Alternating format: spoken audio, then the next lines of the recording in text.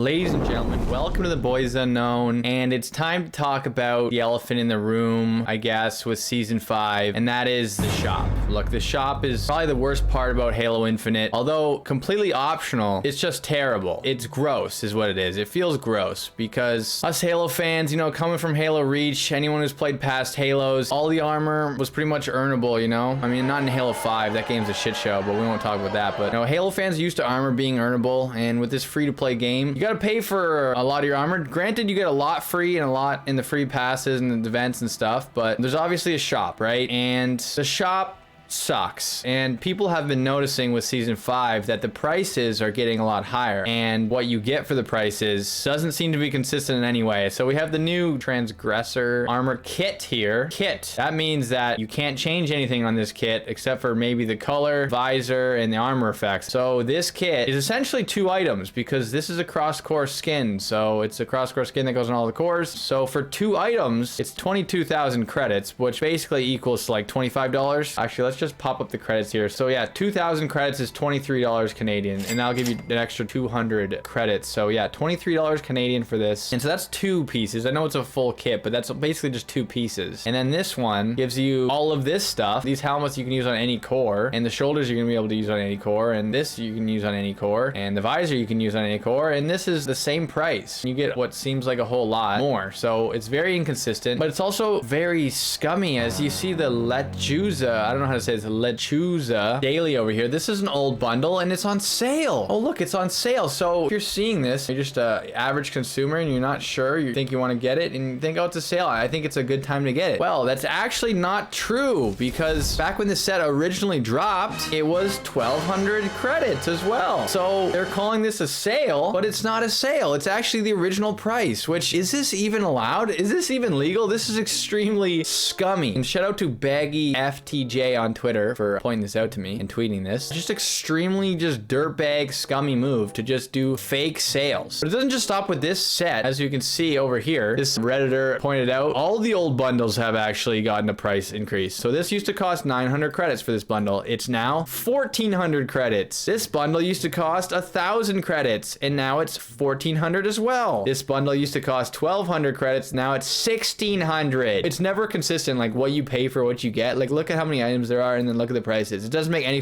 sense. I mean, look at this one, 3 things and it's 1,400, and this one you get all this other shit and it's the same. 1,200 originally, now it's 1,600. Again, less stuff. It doesn't make any sense at all. Don't try to make sense of it. Originally 800 credits, 1,000, and it doesn't even have a helmet in it. That coating's not even cross core yet. 1,500, 1,800. Call it inflation, call it whatever you want, but they've gone back and increased the price of bundles, which I think is pretty scummy. This is just a scummy move. I don't know who to point the finger at. Someone at 343 and someone at Microsoft. It's not the everyday devs, you know, Joe Sixpack who's getting in there and grinding his dev job. It's probably not those guys. Someone at the top, maybe someone at Microsoft was calling for this shit. But this is the harsh reality of the shop, is that nothing is gonna change unless you put your money where your mouth is. Now, I don't buy anything in the shop because I think it's disgusting. Full disclosure, the only thing I've ever bought in the actual item shop that's not the battle pass was the cat ears. And full disclosure, we had an extremely generous donation, the biggest donation I've ever had, and he was like, buy the cat ears. So at that point, I kind of felt like I had to buy it. I still feel dirty about it to this day, but that's basically the story of the cat ears. I sold my soul, but you know what? Man's gotta eat, Julian. Man's gotta eat. I had to put food on the table for my family, right, boys? So I bought the cat ears. It will never happen again. No one can make me do that again. Anyways, so yeah, you gotta put your money where your mouth is if you want change. Because at the end of the day, they're set at this price for a reason. Yeah, there's been an increase in prices, but the shop's always been kind of like really expensive in my opinion. But these prices are set not randomly. This isn't random. Whoever set them isn't dumb. The reason why the prices are set this way is because people are actually buying them. Now, we don't have the revenue numbers for the shop, but I know they're a business and they've definitely run the numbers, and this is probably the price that will yield them the maximum profit according to their data. Otherwise, why would they price them this way? Microsoft is a billion-dollar company. You don't think they ran the numbers on this shit? Have you guys experienced the SBMM in this game? SBMM in this game is so fucking thick. Before you start the match, the outcome of the game has already been predetermined determined based on your teammates and the other team. You can actually check the system that shows how well you were supposed to perform every single game. You load up Halo Waypoint, go to your service record, and then go stats. The last 20 games are available. In that graph, it will say the expected kills, the expected deaths, how many kills you actually got, and how many deaths you actually got. This means that the skill-based matchmaking can accurately predict within 1 to 2 standard deviations the outcome of the game before it's even started. The SBM algorithm is perfectly tuned for maximum player attention for the average player, okay? And that's why the SBM is so thick in this game, and that's why so many games don't have map voting anymore, don't have vetoes, don't have pre-game lobbies. It's because the SBM is so thick and gross so that every game is perfectly calculated to try to keep you playing as long as you want. Like, the game is basically playing you at this point. It's insane. But yeah, if they have an SBM system like that in the game, I don't think they've run the numbers on the shop. They're probably constantly running the numbers, and the bundles are priced at what people are willing to spend, and people are spending money on this shit. So at the end of the day, shit ain't changing in any way about the shop. This is the hard facts right here. Unless people stop buying them. If people stop buying these bundles, okay? If all these whales stop buying these bundles, or, you know, Joe Sixpack who's putting 20 bucks in the game to get the flooded George skin, if these guys stop buying these bundles, then the prices will come down. It's purely supply and demand. So nothing will change unless the data changes. You gotta stop buying these packs if you want the prices to come down. Simple as that. I don't tell you what to do with your money, but you can't complain about the prices. You can't complain about the fucking all this scummy shit that they're doing. If you're buying these shit on a daily, you lose your right to complain about this shit. You clearly don't care enough to put your money where your mouth is, all right? That's the cold hard facts about Halo Infinite Shop. The other cold hard fact about Halo Infinite Shop is these prices aren't even crazy when you look at Warzone and all these other free-to-play games. Fortnite, Warzone are the two I know, probably Apex as well. If you compare these prices, they're on par with the market. People in